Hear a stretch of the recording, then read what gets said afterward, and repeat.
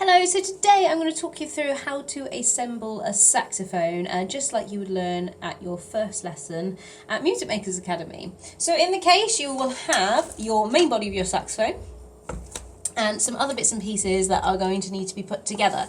So the main body of the saxophone consists of your bell, which is where the sound comes out, and then you've got three main keys at the bottom, which is operated with your right hand, and then three main keys at the top, which is operated with your left hand.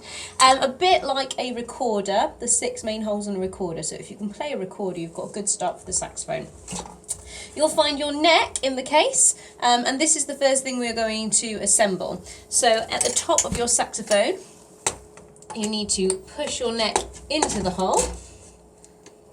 And then there is a screw, and you tighten that screw to make sure that it stays in place. Now, when you assemble your neck, it needs to look like it's coming completely over the top of the saxophone in a straight line. You don't want it off on an angle either way, because that's going to make it really tricky as you're trying to play it if it's not aligned. So tighten your screw for that. The next part is your mouthpiece. So you'll find these in the little hole in the saxophone case. It'll have a cover on it, so you're going to remove the cover. And then this part is the ligature. Mine's rubber, but you can also get them with metal ligatures on, which usually have 2 screws. And you're going to need to put a reed into this. So a reed looks like this. It's in a plastic case to protect it when you're not using it. They come in strengths from 1 to 5 with half strengths as well. So a 1 or a 1.5 is usually good for a beginner. You need to take that out of the case and then pop that into your mouth and get it nice and wet, which is what I'm going to do now. Then your next step is to pop that into your mouthpiece and tighten the ligature.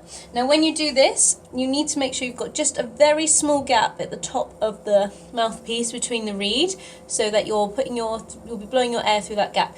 If it's too high over the back, you're not going to be able to play it very well. And again, if it's too low, you've got too much space there, you're not going to be able to play it very well. So you want maybe just a very hairline amount of black that you can see over the top of the reed.